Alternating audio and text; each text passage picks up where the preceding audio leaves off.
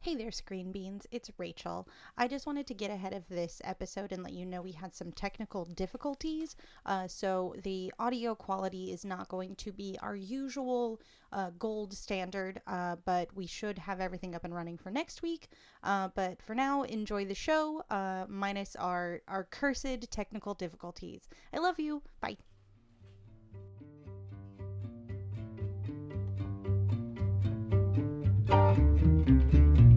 I've got the looks and the charm of an old movie star. Cary Grant, if you will, so I find it bizarre that this girl should refuse to step into my car. She must be shy, she'll come around, it's just a matter of time.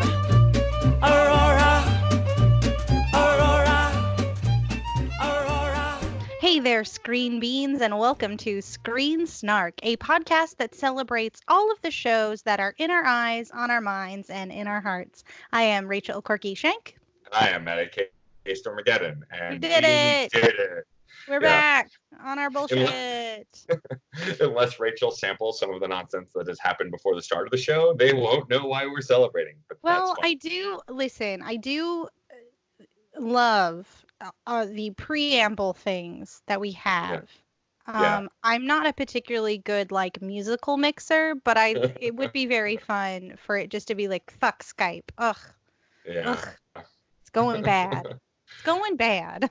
We are excited, Screen Beans, to bring you another brand new episode of our lovely show. And our guest this week is a friend of mine. A brand new guest who I met in Meet Space back in Philadelphia with some other mutual friends. And we've been internet friends since. He is the incredible musician and actor, Waylon K Smith. Waylon, thank you for being with us. Hello, thank you for that introduction. It's great to be here. Snaps for you, Waylon. I gave you snaps. I accept your snaps with gratitude. Yes. I mean, are there other ways to accept snaps besides gratitude? I guess like remorse or disdain, maybe. Yeah, I guess it depends on the intention of the snaps. You could begrudgingly accept them. Yeah. It's true. I accept these snaps under duress. I accept these snaps in the measure with which they were given. Ooh, then enthusiasm. Yes. Under the influence of some of a vodka soda, yes? Okay, cool. When they were given. There you go. Before we'll get to more about Waylon and his acting and his music and all that fun stuff after we do what we always do, which is, of course, talk about the most recent things we've watched. And I will start us off, as I always do. So this time I'm coming at you with a TV series on HBO that I've been watching with my spouse called His Dark Materials. I believe we've teased it before. For those who don't know, His Dark Materials is a new TV series based on the series of books by what the hell is the author's name now? I'm blanking. Patrick Rothfuss. Is that correct? No. Or are you pulling that out of your ass? Patrick Rothfuss is Name of the Wind. No, it's Philip Pullman. Oh, Philip Pullman, right? I think. Yes. All I know is Lin-Manuel Miranda is Yeah. also working on the Patrick Rothfuss project, which is probably never going to happen. Would probably never ever. Yes. So I was initially interested in it because I had seen the mediocre movie many years ago based on the Golden Compass, which is also within that world. Took a section of, I think, the first book and turned it into a movie. And so this is looking to do justice to that, but it is, of course, based on the novels about a time where the church rules over everything, essentially, and certain things have academic immunity. And it's the story of this young girl and how she's going to change the world, essentially. The broad picture. And the new series is on HBO. And you mentioned correctly, Lin-Manuel Miranda is playing one of the characters. I think we're 7 episodes into this first season. Yeah. And I guess there's spoilers if you haven't read the books. I haven't read the books, and so I'm watching the show only vaguely having a pre-knowledge based on the movie, because it is retreading. These first 7 episodes are retreading some of what the Golden Compass movie did tread, but definitely much broader strokes. And also with a level of detail that was not in the movie either. Characters who were not in the movie at all are in this, and sections of the story that were condensed for a Hollywood movie were removed that are in this. It's fun to watch it with my spouse, who's read the books and sort of remembers them. So like, some things she knows is coming, and other things she's like, "Oh, that character's gonna get it. They're not gonna make it out of this," and then they do, because the story beats just might say otherwise. But yeah, the basic premise of the story is this girl who seems very special, is under academic sanctuary. There are children being stolen off the streets. No, not off the streets. And so she gets wrapped up in this thing where a boy she knows from the town nearby gets taken, and but it's just, there's so many other things at work here. I don't know that my summary will do it justice. Yeah. And I'm guessing the two of you are not familiar with the property. Not at all. I am exactly where I saw the movie, just like you. Okay. I have the books, and I have not started reading them yet, but they have been on my list for a while. I too thought the movie was meh, but it felt like there was more to it. Like, it just felt like a bad adaptation of something that's probably awesome. Yeah. And once I saw that James McAvoy was involved with the show, I was like, all right, I'm definitely going to watch this. The McAvoy. And yes, Mr. Tumnus himself. Good job, Tumnus. Wait, I forget what. Wait.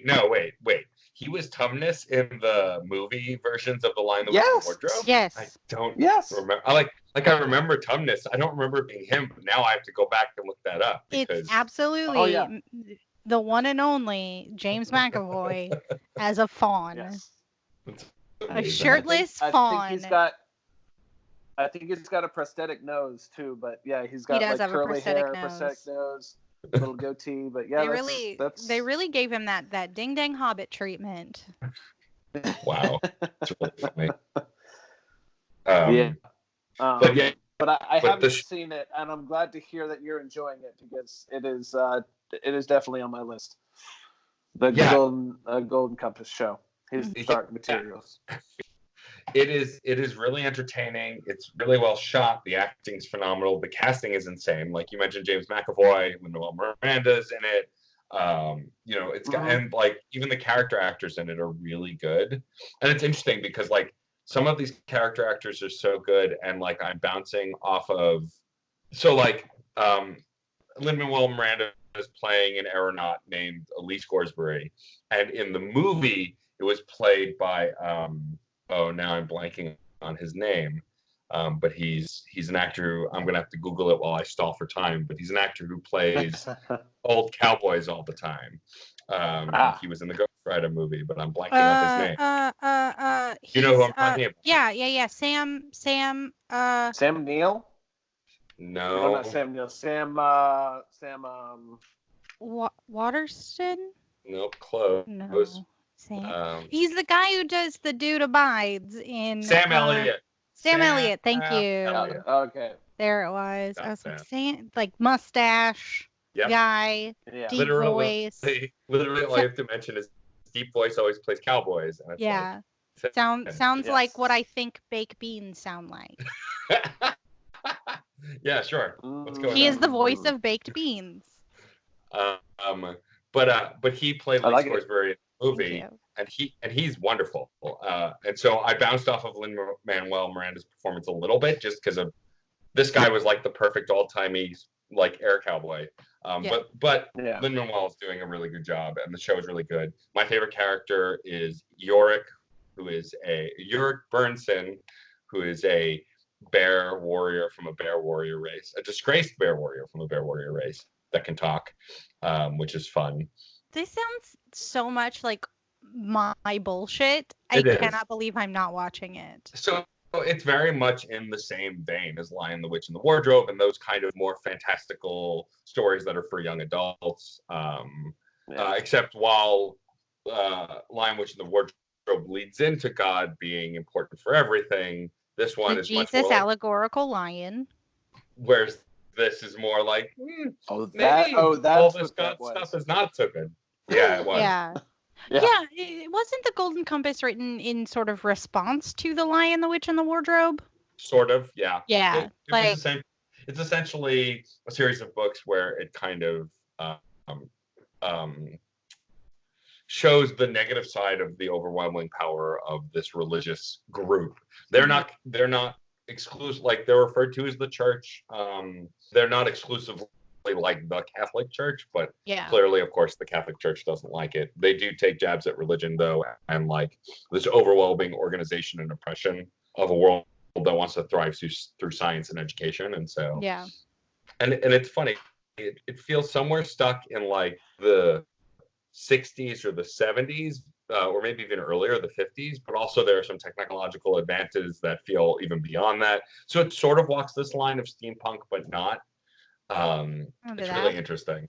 But the writing is phenomenal. The acting is phenomenal.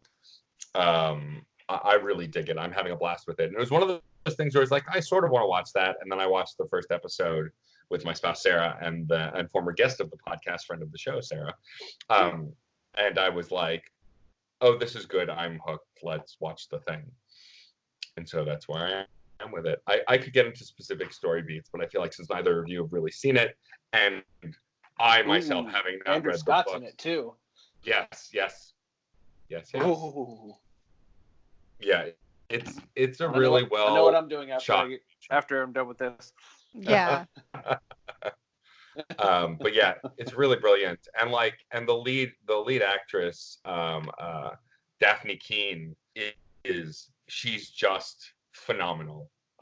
Cool. Like they couldn't have picked a better star to play this young girl. She's just so good. I highly recommend it if you have any interest in fantastical stuff starring children who constantly trick and fool adults. You should watch this show. I'm into it. Awesome. You've sold me. Yeah, I'm in. I'm down. That's all I'm here to really do, is to sell our guests on whatever nonsense we're into now. Yeah. So Matt, if you had to use only 3 paltry words to describe his Dark Materials, and you cannot use his or Dark or Materials, what 3 words would you use?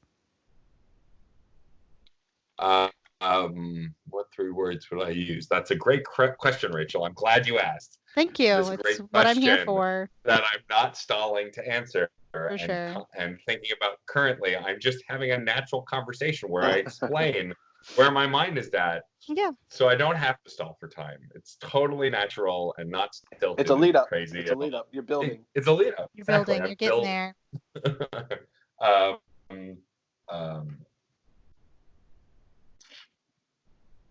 It's funny, like, and I think it's why, and I'm sure, like, during my description of the show, that there are probably listeners of ours yelling at me that I'm getting everything wrong, because I think of this story of this show as such an intricate thing that, like, trying to describe, well, what's it about? It's like, well, there's this young girl, and this happens, and that happens, and there's no like one word answer, like with The Mandalorian, where it's like a guy in armor who does cool stuff. Like it's way more complicated than that, and so I feel like any description is gonna sell it short. But I'll go with this: awesome fantasy action. Awesome fantasy action. There we go. I like it. Fantasy action. Yeah, I like it. Excellent. I'm in. I it's on my radar of things to watch because like Lin-Manuel Miranda is a darling, and I love him, and I've loved him since In the Heights. Which, guys, did you see the trailer for In the Heights, the movie? I did. I cried multiple times. So bad. Holy smokes. I posted on my Facebook. I'm like, I'm ready to cry in a crowded movie theater. Yeah. I tweeted from my fake Twitter account, because I'm in Twitter jail, that I was like, that's the movie that I'm most excited for 2020. Like, I know a lot of things are happening. That's the one I'm here for. Exactly. In the worst way. I'm so excited. Thank you, Hamilton, for making this possible. I just feel like I should thank Hamilton because Like that's Alexander yeah. Hamilton himself. No, no, Yeah, no, no, no, I no, no, get no, it. Yes. no, no, no, no, no, no, no, thank you on that one. But thanks the musical Hamilton. Oh, okay, I Yeah, understand that. for Alrighty, well, giving I think Lynn the opportunity to do pretty much whatever the fuck he wants because he deserves that's it. true. Because he's done it. He's been on Yeah, DuckTales. yeah. He's been on Curb Your Enthusiasm. He's He's like been on. his indie improv show Freestyle Love Supreme is It's now getting a having a Broadway show. Broadway run. Yeah, It's, I know, it's crazy. incredible. Anyway, here's a dumb story about Lin-Manuel Miranda that I don't often tell in the real world outside of parties and friendship. When I was a tour guide, I used to do bike tours around Central Park, and every time I went to the mall, I would just casually call the lake there at Bethesda the Lin-Manuel Miranda Lake in hopes that people would just be like, "Oh yeah, the Lin-Manuel Miranda Lake." I call that lake after him because I just wanted to name the lake the Lin-Manuel Miranda Lake. Anyway, that's all. I lied to tourists. It's fine. Who cares? Who cares? They don't remember anything. They were tired from biking up a hill. I could have said whatever. Well, I think this is as good a time as any to pivot and ask Rachel what you've been watching lately. Oh, yeah. So I've been spending a lot of time consuming various media. Um, I'm actually in the midst of a rewatch of all of the Star Wars movies leading up to the next one. And frankly, the last Star Wars that I watched was Revenge of the Sith, and I refuse to talk about it because it's bad. Here's my 3-word review about Revenge of the Sith. It's utter garbage. Boy howdy, yikes. There you go. That's 3 words. So instead of talking about that, because I don't want to talk about it because I'm just sad that it exists in its incarnation, how it exists. I'm going to talk about something that I enjoy that I'm watching. As many of our listeners know, we're big Steven Universe fans here, and it's coming to an end via Steven Universe Future, and so my heart has been reaching out to various animation things to sort of like take up a place, take root in my heart. And there's a cartoon on Cartoon Network that is just like seen my needs and gone beyond that, and it is a cartoon called Craig of the Creek. I had a feeling that's where you were going. I've been wanting to watch this. Omar Holman, who I follow on Twitter, has been yelling at me to watch the show forever, so I'm interested to hear your thoughts on it. Boy, oh boy, oh boy. So from the outset of Craig of the Creek, it seems a simple story of growing up in an area close to a creek and having adventures with your friends at said creek. But it is so much more than that, because it takes that idea of a child's imagination and presents it to you. So anytime there's something sort of like out of the realm of understanding of these young kids, you've got Craig, his friends JP and Kelsey. It leans into the fantastical elements of their imagination, but never really like pulls the curtain back and was like, well, it was actually this the whole time. I don't want to spoil too much about it because like there's some really like charming moments that happen where they're living in this land of make-believe, and you're seeing this land of make-believe through their eyes, and the storytellers are just like, yeah, and that's the way it was. That kid was a cyborg the whole time, like, but they're not, because that kids imagine things and sort of like live this extra life in their minds, and they're like telling the stories together and playing by the rules of the creek, and it's incredible. And I don't know how familiar you are with the artist Jeff Rosenstock. Of course, yeah. He does the score for the whole thing. He does the theme song, awesome. The score, the whole jam. And so like that theme song kicks in, and it's like, who's gonna run with it? And it's Jeff Rosenstock just like giving it to you. And so I subscribed for the cartoon. I stayed for the story, and like it fills my heart with glee to know that like Jeff Rosenstock has like a creative outlet through it, Yeah. Yeah, Jeff I think it's Rosenstock is fantastic. actually. Oh yeah, it looks really cool. Yeah. Jeff Rosenstock is actually. We reviewed his album "We Cool" on Oh, the cool. now defunct Crash Chords. It was our 148th episode. But yeah, so I'm familiar with his music. I've been listening since then. But Oh, I yeah. I had no idea that he was doing Craig of the Creeks. That's just another Yeah, reason I he's should doing watch it. the whole score of it. And it's so lovely. Like, I can't there's nothing magical about it except for the power of the imagination of the children, and I think that's so wonderful and refreshing because I've watched so many like high fantasies, like Mhm. like Star versus the Forces of Evil is like interdimensional actual magic, or Steven Universe, Gems, actual magic. But just like the idea of it's the poison ivy patch is the most dangerous place, and it's just like played up so big because like everything is so big when you're a child. Like everything is so life or death, and in like the most wonderful safe way. I just love the way that the kids are the stakes. Mhm. I adore it so much. And of course it goes without saying, like I think it's absolutely incredible that the lead character Craig is a young black boy. I think that's just absolutely like utter perfection. Like I want people to be able to see themselves in media, and I think Craig is so charming and nerdy and weird. He actually reminds me a lot of friend of the podcast, Wally, Mhm. former guest. And also Wally told me that I had to watch this movie for like ages. So, hi Wally, I'm watching it, but you know that because I texted you when I watched it. And it's so nice to see some like excellent representation for younger audiences, because like there are some episodes that I feel are very much not for me but are for my friends who like understand. Like Craig at the kids table is just like so deeply connected to something that I'm not a part of, and I was so Mhm. glad to be invited into it. Totally, yeah. Oh, that's Yeah, I great. think, yeah, what I love about a lot of the modern animation that we've talked about quite a bit on this show is that they're going in directions that a lot of shows from our youth didn't go anywhere near. And Hmm. also because a lot of the shows from our youth were designed to sell toys Yes. beyond Yeah. anything else. Yeah. And whereas that's a product of things now too, like Steven Universe sells plenty of toys, video games, t-shirts, whatever. Yeah. That's not the goal of it. The goal of it is to create quality content that people can relate to, and Yeah. it's what I loved about Gravity Falls, and what I Yeah. love about the Oh, new yeah. reboot of DuckTales, like Yeah. And all these newer She-Ra. shows. And She-Ra, yeah, absolutely She-Ra.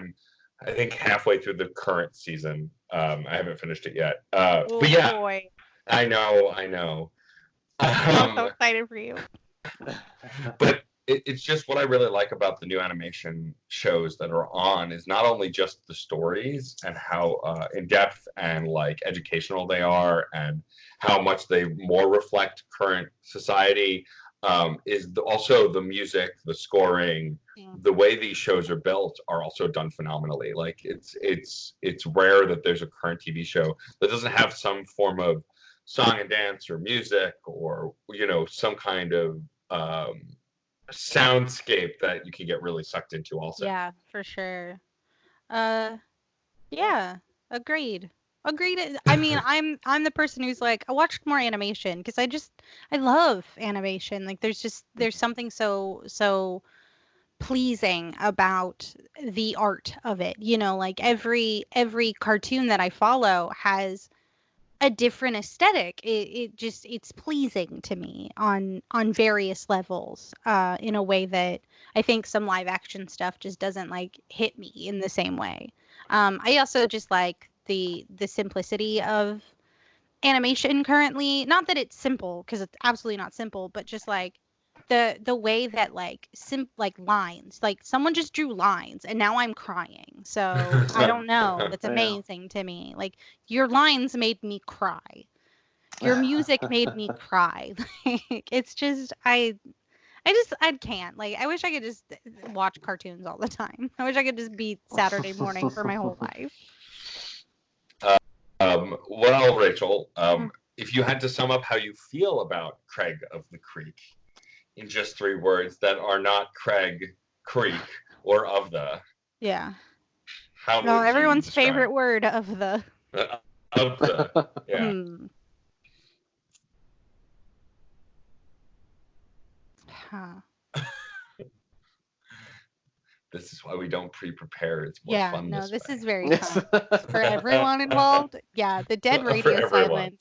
I hope in this dead radio silence someone heard an important announcement about their train. And so I just want to help you out. Good morning. I hope you make it to work okay. Exactly. Uh,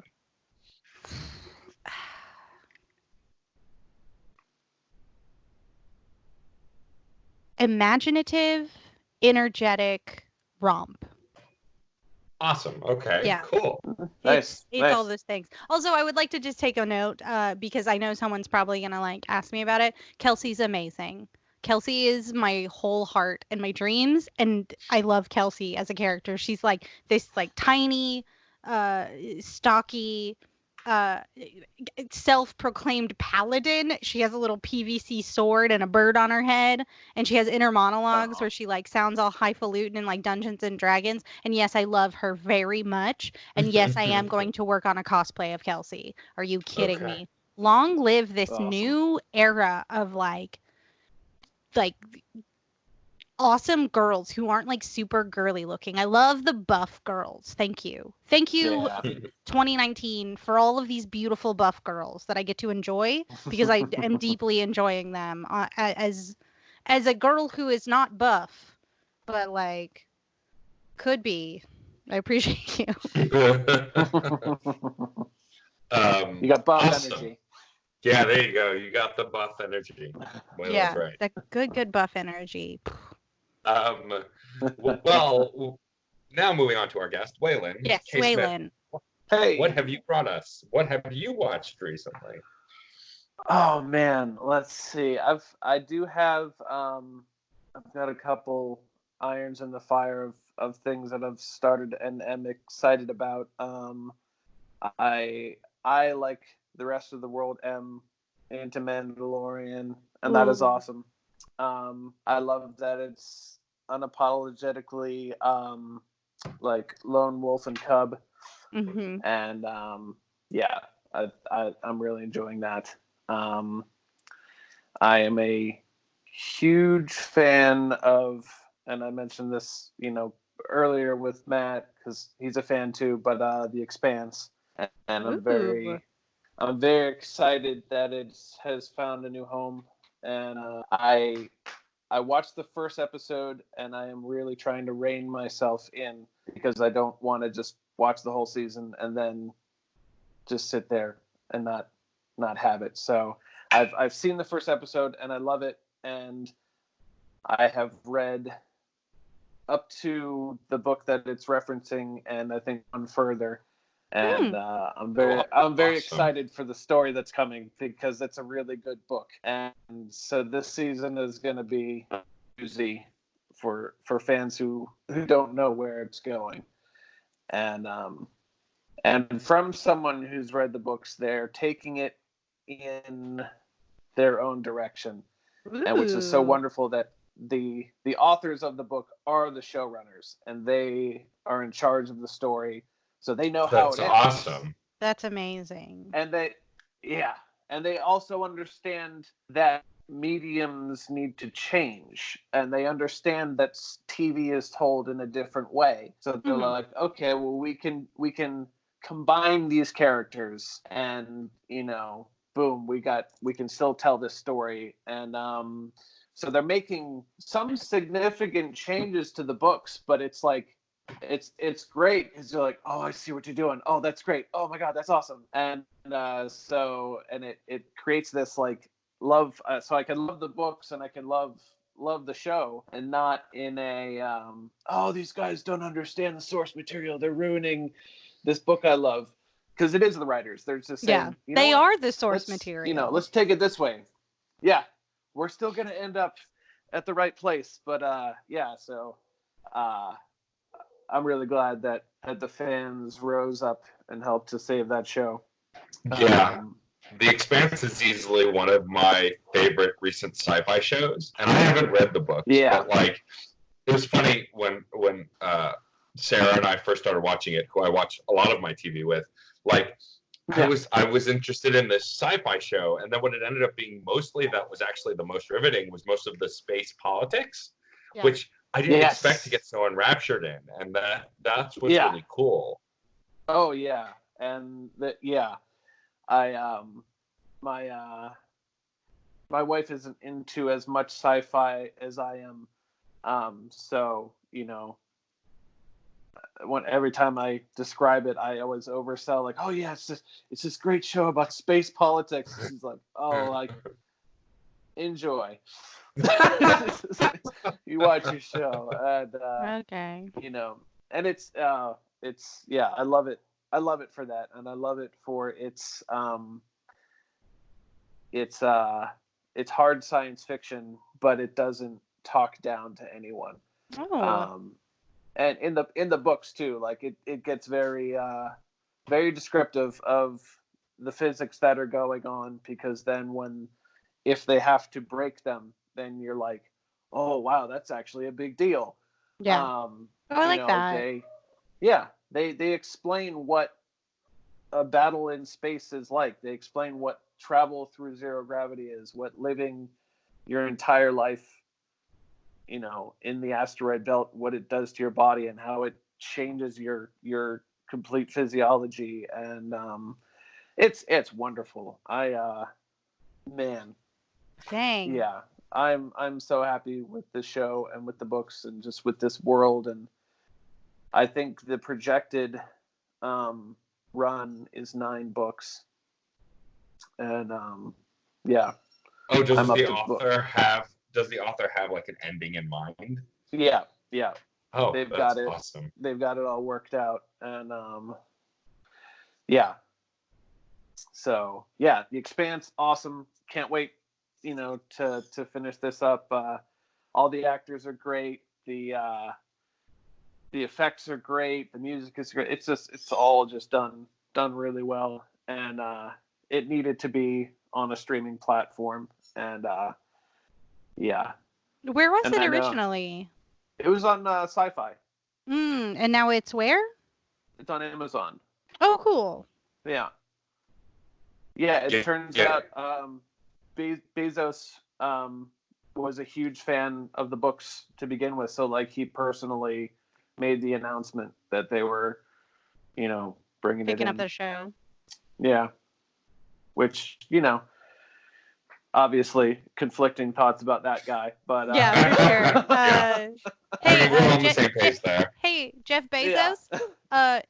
Go fuck yourself. But thanks for the Yeah. Expanse. Like, yeah, exactly. it doesn't really excuse your general business policies, but No. as somebody who also likes television, it's cool. Yes. Turns out terrible people also like good entertainment as well. Yeah. So Yeah. So there's So that. go fuck yourself, Jeff Bezos, for real. Exactly. I think the best thing, and what I have watched with my wife, best thing that we've seen in a while was Fleabag. Ooh, Fleabag is great. That show hit hard. Yeah. Wow, that was good. Yeah, that one I'm halfway through the first season. It's such a gut punch that I'm not in a good place for it, and I just Sure. like, Yeah. oh, I love it so much, but like I just gotta veg out, man. That one just like it makes my heart beat, and it makes me just like so delighted, but also so stressed out. Yes, it is. Oh, yeah, it's amazing. And was it Phoebe Bridges Waller? I think is her name. Phoebe. She starred. Bridges, I think. Yes. She stars in it. She wrote it. She's producing it. She is she's my hero right now. She was the showrunner and creator of Killing Eve. yes. And She's co-writing the new James Bond movie right now. Crushing it. Amazing. That's Yeah, awesome. she's doing great, and she's so talented and deserves everything that she gets. Awesome. But yeah, Hard to agree on that. Fleabag is the best. As a guy who is like, I could easily just watch sci-fi for the rest of my life and be completely content. Watching Fleabag, which is a wonderful, just human comedy drama. It's the best thing, movie, show, just overall story. Those 2 seasons were perfect, and she is 100% not going any further with it. She ended the story at season 2, and it made so much money that she could ride that train forever. And I have so much respect for people who know when to end a story. Yeah. Or who I guess it's, if I were in the position of people saying, here's all the money you need, just keep going with it, it would be really hard for me to say no. Yeah. Because you're in a world you've created, it's already successful, it's your baby. It would be hard to I don't know. So to I not have want a to lot live of there respect. anymore. Yeah. Yeah, I have a lot of respect for someone who's like, no, the story's done. Yeah, it's perfect. Yeah. I was having this conversation with friends. Who was I having this conversation? We're talking about like the difficulty of ending things. And Yeah. it's, I think once you like know something is done, it's so powerful to be like, hey, it's over. Yeah. And I think that's a boon for like British television and British creators, because they sort of live in that like, Yeah. and then it's done and they're all dead and then that's it. Whereas Yes. like American television is just like, hey, we got this show greenlit. We'll just do it as long as they like it, and then you get Yes. like weird endings where it's just like, we weren't really sure what we were doing. Because we really just wrote it for 5 seasons, but people wanted 10 of it, and it's just like, oh no. Yikes. And now everybody hates it. Yeah, now everyone hates it, and nobody's talking about you, Game of Thrones. Yeah. Yeah, I think Or throw that away shows Forever- that no. forever bitter. Lost. Oh yeah, lost for sure.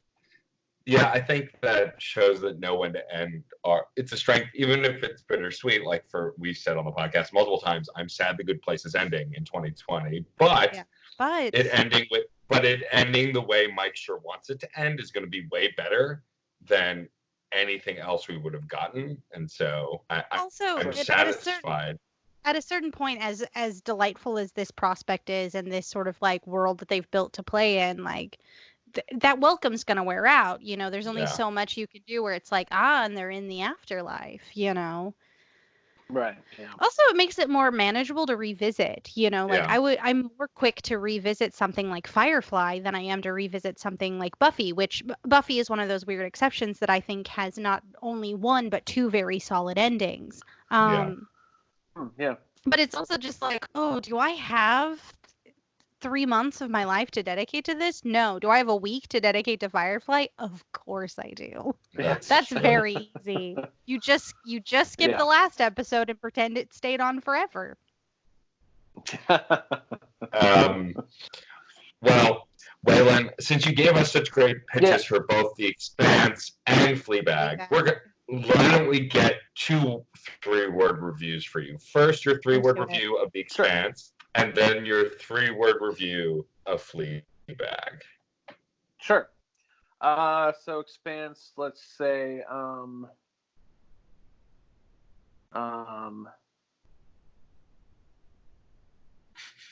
no, I'm sorry you missed your stop, Steve.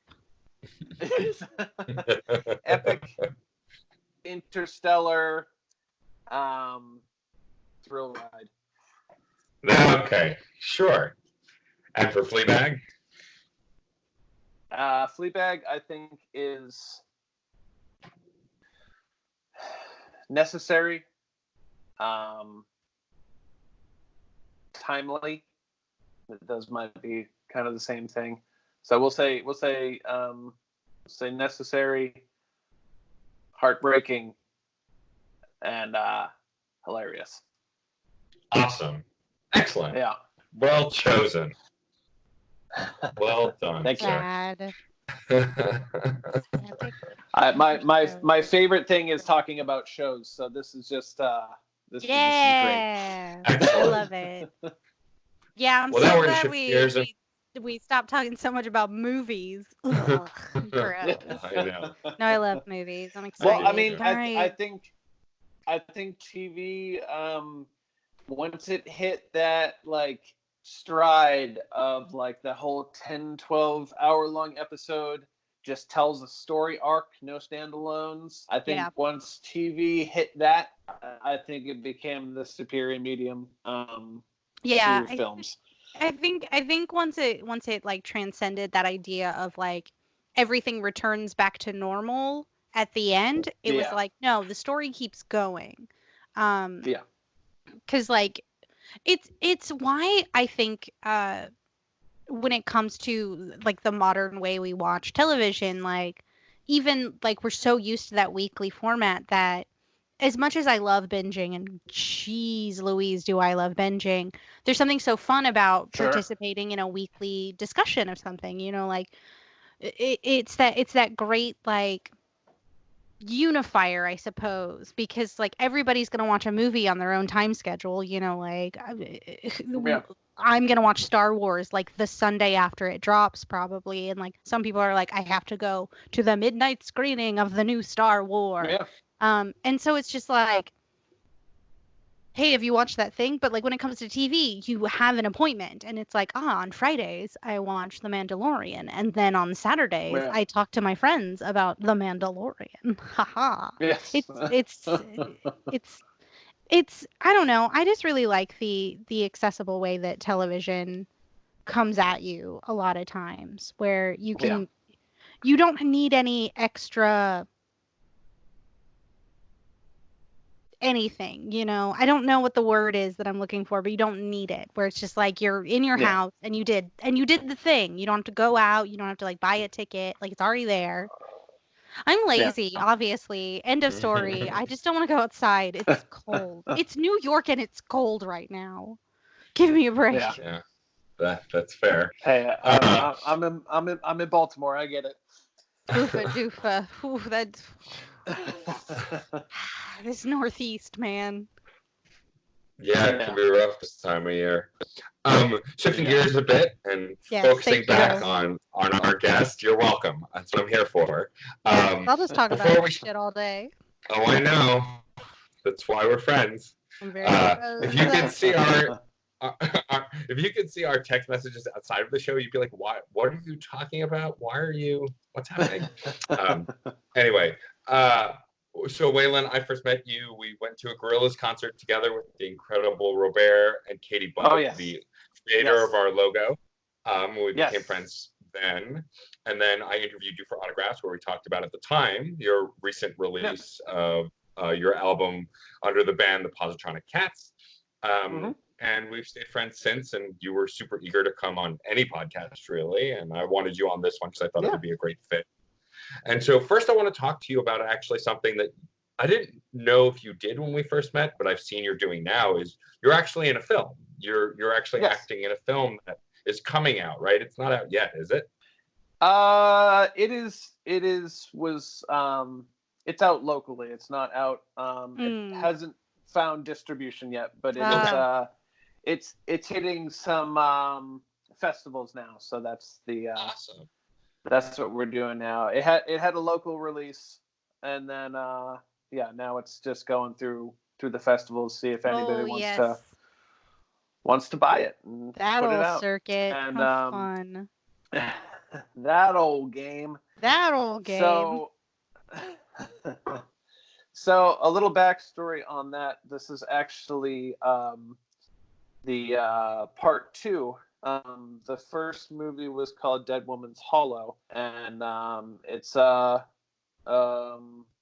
very much a small town murder mystery inspired by an actual murder that took place on the Appalachian Trail in the early 90s. And so I played a tertiary character in that, and had fun. It was friends that were putting it together, and so I did that. I did like the opening song for it, which was really cool. And so it came out, it got distribution, and then the writer, he emailed me like a couple years later and was like, hey, I just finished the sequel, so I really love what you did with the deputy, and I hope you like what I gave you for this. And I'm like, yeah, sure, no problem. And I got the script and I'm reading it and I'm like, oh man, I'm all over the beginning of this. That's awesome. And then halfway through, I'm like, oh wow, yeah, cool, yeah, great role. And then by the end, I'm like, I'm the lead character in this. Oh no. Oh boy. But also very excited. Of course. I am very much a musician first. I have put my work into that craft, and I love movies. I enjoy acting, but I definitely haven't had the experience to really put in the same amount of work with acting. So I said yes because I like a challenge, and it's not a chance that everybody gets. I wrote this part because you did a great job. I didn't want anybody else to have it. So that's awesome. Well, that's great, dude. So I said, let's do it. And we filmed it over a summer where, I was working full time and then rolling down there and filming when we could. It was very, very, very, very micro budget. But we put it together, and then I wrote a song for the opening that turned out really well. And it's good. Amazing. I think we're all really proud of it. The sequel is called Darkness Waits. Dead Woman's Hollow is on Amazon Prime now. Very cool. Oh, awesome. And Darkness Waits, we'll see what happens with that. But yeah, the director is Libby McDermott, and her husband is a cinematographer. Very cool. Matt Staley, and they are Libmatic Films, for those who are interested. Awesome. And it was all shot and put together in Waynesboro, Pennsylvania, the vast metropolis. The sprawling metropolis. Yes. So yeah. So Very that cool. was that. That's and Congrats. it's something I enjoy doing. It's it's not something I don't have a film reel. I don't have headshots. I like doing it when I get the chance. And I think acting is great, and I think it's an interesting way to express myself that still scares me, which is good in a good way. Yeah. I've done music for so long that it doesn't. I still get stage fright and stuff, but I don't get the same maybe vulnerability. Yeah, it's a different form of making yourself vulnerable and uncomfortable, Like I feel that same way. Like I went to theater school, so like you put me on a stage and I'm just like so comfortable, but then you put like music in my hand and I have to like play it. I'm just like, oh no, what if I ruin it? What if I forget the chords? Oh no. So like it's just shifting gears in a great like brain scratchy way where you're just like, oh no, oh, like, what happens? But yeah, film shoots are fun. Yes, yeah, I love everything about the way movies are made, and it's so exciting to be a part of it and to work with good people. And we had some really cool actors. We had Jim Crut, who was in the Dawn of the Dead. He was like the helicopter zombie that got the top of his head cut off. Ooh. Oh yeah. He was in it. I hear some peppers. Okay, so you hear some beagles. I hear some peppers. That's so exciting, Ruby. Would that they would sing again. Yes, they will. They will sing us to sleep. Or sing you awake, I suppose. Yes, or yes. But yeah, it was good stuff. Good movie. I hope to do more, and I hope it does well. It's a lot of good people involved, and doing it for the love is always a good experience. Yeah. That's awesome. Yeah. It was a pleasant surprise to see you start posting about it, because like I said, I met you as a musician, as part of a two-man band, and I was like, oh, he's doing acting now, cool. And then I started doing looking up the stuff, and I was like, oh, this is really awesome. I haven't watched the first movie yet, but it's on my I have it on my Amazon list to watch at some point. Yeah. But I do want to also give you some time to talk about your music, which you've done a ton of, both with folks outside of your own band, and you very recently actually, released a brand new EP, not under the Positronic Cats, but as a solo artist called Stereo Flame. And so I'm a little curious about that and the direction to go solo. I know you've been playing with Eli August a bit. You, of course, have the Positronic Cats. So, what's different about Stereo Flame? Why is this a solo record as opposed to something you could have written with other musicians?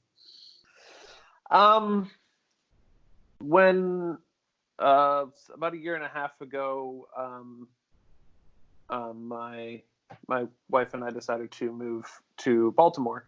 Mm-hmm. She has family down here. I do music, and thought I could have some more opportunities to do more artistic things, and in a city. And I've always liked Baltimore. And so once we made that decision, I talked to my bandmate Jim of the Positronic Cats, and we kind of made an amicable split. Amicable? Yeah, whatever. Sure. I've heard it both ways. Sure. We're cool. So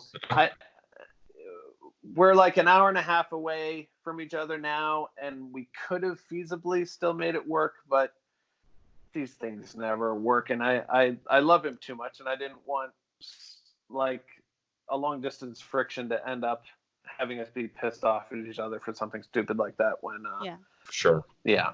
It's just not worth it. And so I wanted to kind of focus on doing a solo thing, because there's less schedules to worry about, and sure. I play several different instruments, and I really wanted to just have that experience of just kind of, I want to pretty much just kind of put this together myself and see how that turns out. Mm-hmm.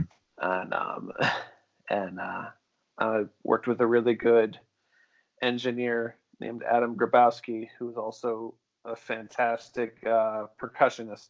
So he did all the drums on there, and then Jim from the Positronic Cats actually played on 2 of the tracks too. So cool. That was great. Cool. No. That was cool to have him sit in on a couple songs.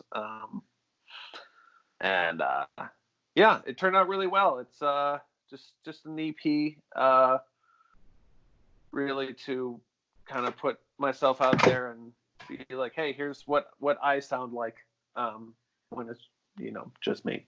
And I'm very happy with it. And I just released it on the 21st, or no, our release show is the 21st. I just released it on Sunday, 2 days ago. Very cool.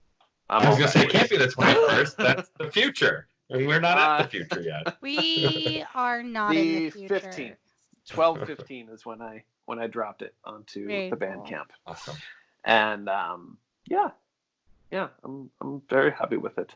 And It's a phenomenal record. I love Thank it. you, I mean, thank I've been you. a fan of your stuff for a while, and like, you know, it's funny because musicians like you and Eli and Robert, these Yeah, these guys who can seem to play in any genre. yeah, I like when you toy with threads from other things, even if you're sticking to one kind of sound, because it's clear Yeah. that you're not just a singer-songwriter, you're not just playing alt rock or folk. yeah, You're kind of toying with the different forms of music that you're comfortable with to create a Yeah. sound that's very much you. yeah. Well, thank you. Yeah, that's exactly what I was going for. Yeah, I didn't want to just do one thing. And right now, I mean, I felt with the Positronic Cats, I kind of gave myself a format of what I was writing for them, and with this, I really wanted it to be no format. Just play the stuff that I really wanted to write, and not really have a goal or like a goal audience in mind. I guess with the Positronic Cats, there was an audience. We were doing a lot of kind of steampunk sci-fi events, so it was all kind of geared towards that. And while I like writing all of that stuff, I kind of wanted to just be like, you know what, I just want to write songs. I don't want to give myself rules right now. So yeah, and so I'm doing that, and I'm actually in a band with Eli August called Fable Lore, where he's writing the songs, and then we have a cellist and a Native American flute player, and then I'm playing Mellotron, which is the coolest synthesizer in the world. And so that's kind of our like D&D fantasy band. It's all like fantasy story songs, and it's a lot of fun, and it's I That's love awesome. nice that. to. I love that. That literally, like, you kept saying words, and I was like, uh-huh. Yeah. So, hi, I'm already your number one fan. What's up? Hey, nice to meet you, number one fan. Yes. Well, that we have an EP on Bandcamp too. It's just look up Fable Lore, one word. Fable Lore. I'm in. Chapters is the title of the EP. We're right now we're actually trying to do. We're trying to write music for like people playing D&D, and we're talking to people to see what they want, and we're trying to see if that's something we can do, because Yeah. it's very fun. I play a bard in my main campaign, and I've written a couple songs just for the campaign. So yeah, no, there's it adds to the collective storytelling when you have characters that are musically inclined, and then all of a sudden, like, you have music and like you can live in that world together. Yeah. Like we did an episode. I'm sorry to talk about my D&D campaign, No, but we that's did an fine, episode fine. where there were gladiatory battles, and we treated it very much like the WWE. So I reverse engineered the Shinsuke Nakamura entrance music, made it a ukulele cover, and like sang the name of one of our characters and like a little bit about them. It was so stupid, but like it's so fun though, like to add that like element, really build out your world. That is definitely the nerdiest story I've heard all day. Yes. It had D&D. That's awesome. It had WWE. It had a ukulele. I was great. in cosplay in a backyard. I love it. Yeah. So no. So like, yeah. So those are. There's those a market are the out there. things. Trust me. With what we've looked up online, it looks like there is. So we're trying to figure that out, because I know we're obviously Eli will keep writing his stories and everything, but you try and find different ways to connect with people, and a couple of people actually approached him saying that they were already playing our EP while they were campaigning. And then we were like, huh, wait, is this a thing? And then we started looking up, we're like, huh, this is a thing. Maybe we can we'll give that a try. So we're talking to some gamers to see exactly what it is people want. Yeah. Yeah. That's awesome. So, yeah. That's really Yeah. cool. That's an interesting Yeah. way to be multimedia too. I mean, it's funny, we talk about how we're a podcast, and we sometimes talk about podcasts on this podcast, but not all the time. Yeah. We don't get that meta. But the idea that like there are so many live play podcasts now, and like something like what you and Eli are doing is exactly what those kinds of podcasts would probably use for those moments. And so Sure. that's really, because D&D has become an auditory medium, but also tons of actual play podcasts stream on Twitch or Mixer or wherever, and like it becomes visual too, and that's which is pretty neat. Yeah. Oh yeah. Yeah. Thank Yeah, you, McElroy Brothers, for definitely ruining us fascinating. for this. Damn it, Griffin. Damn it, Griffin. You ruined it for all. You made it so much harder. That's true. That's what Griffin McElroy does. He ruins everything. Set the bar so high, why don't you? But yeah, I'm into it so deeply.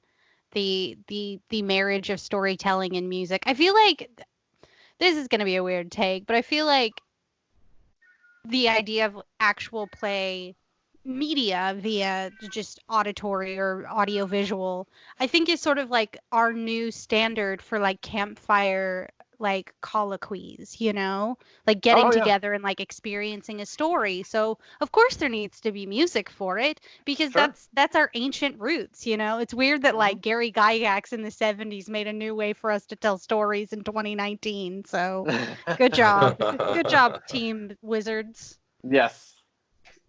I'm so excited. I love Dungeons and Dragons so much. Well, I'll definitely reach out to you afterwards and try and maybe get some ideas from both of you. And yeah, I'd love that. And totally. any help is definitely needed. So yeah, it's cool musically. Right now, I've got two great outlets. I've got I can satisfy my writing and control freak needs with my solo thing, and but then with Fable Lore, it's nice to just be in the background, and I'm just doing keyboards and backing vocals. Eli's writing the songs, and it's nice to kind of sit back and not have the full stress of carrying the entire weight of a project in your brain. Yeah. And just kind of be like, it is also fun to play music. Oh yeah. Oh yeah. Oh yeah. That I do is fun sometimes.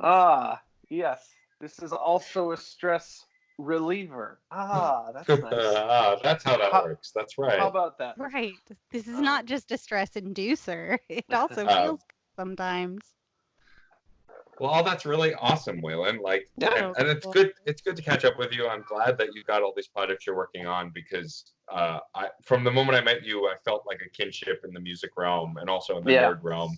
Yeah. So I'm really honestly, because I never stopped listening to Mortal Cathedrals, the most recent album that you did. But recently, before you reached out, I was listening to it and going, I wonder if he has any new music. Like, I'd love to hear what else he's doing. And then, days later, you're like, oh, here's my new EP. I was like, yes, it's Music Christmas. Speak of the devil, and he shall appear. Right, exactly. So that's really cool. But I'm glad to see you doing the movie stuff too. We'll definitely promote the shit out of that once it gets some more widespread release. Absolutely. Yeah, and for now, tweet about it, listener.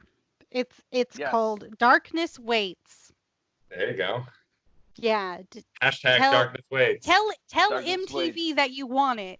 I don't know. Ooh, yeah. I don't know anymore.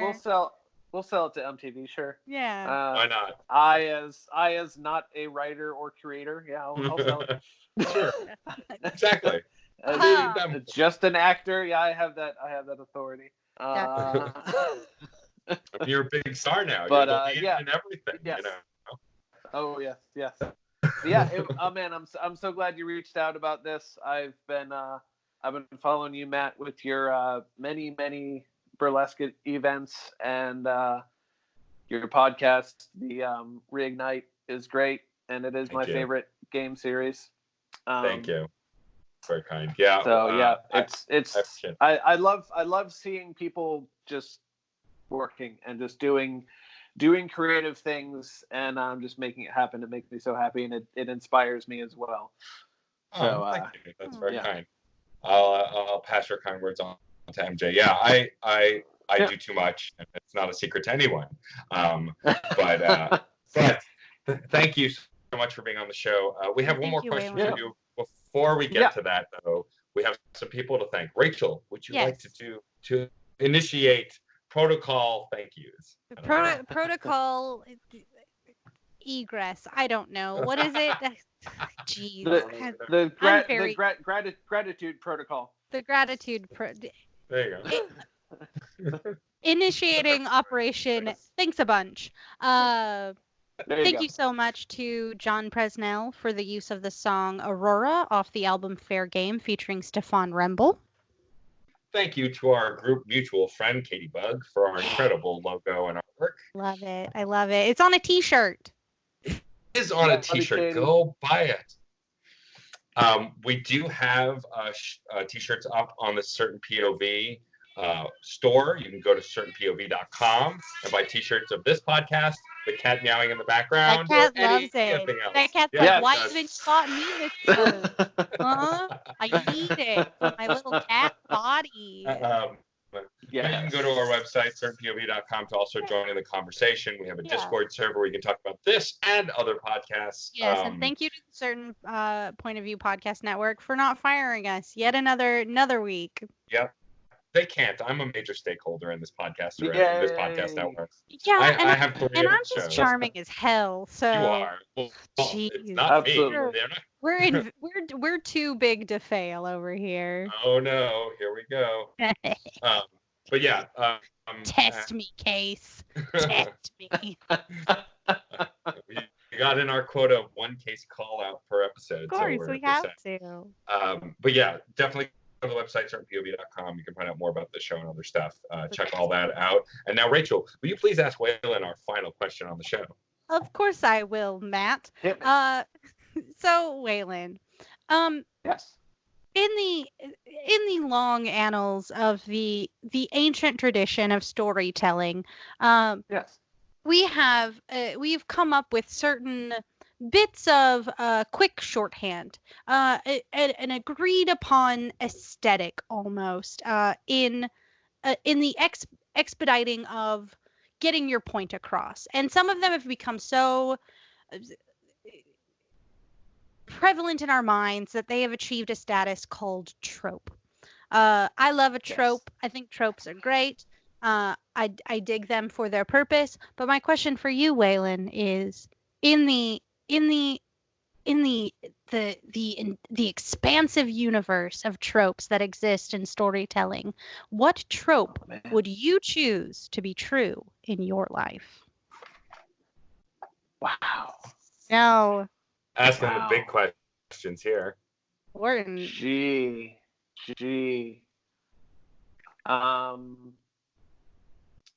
Why not just the standard, the humble born hero, the hero of just who comes from nowhere and unbeknownst is the catalyst. The call to adventure. The call to adventure. Campbell's hero's journey. Delicious. Yes. Why not have that one be true? Tale as old as time. That would be great. Yeah. Yeah. Well, I hope you get your call to adventure very soon, Waylon.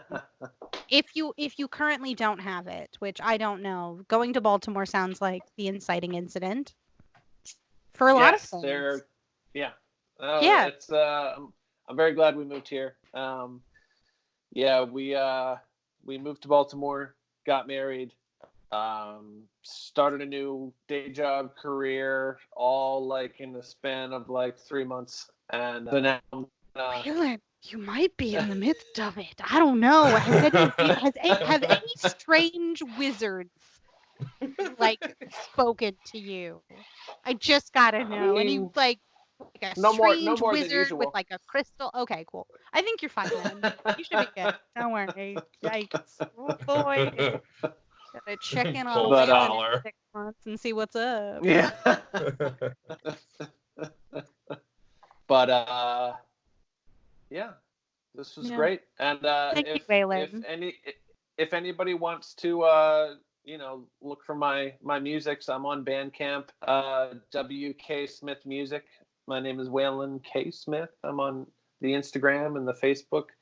I do not do Twitter because it's just not. That's not me. I will take pictures, but Fair. That's fair. I will That's not tweet. That's fair. Well, Waylon, thank you so much for being on the show. This has been a blast. Thank you, I enjoy it. Thank you, Rachel, Yes. for being my co-host. Thank you. you, Matt aka Stormageddon, so much for being mine. And thank you, listeners. I want to say plural listeners. I feel We have hopeful. at least two. We Definitely I like listen. it. We have at least a few countries, so listeners Yeah. in the plural.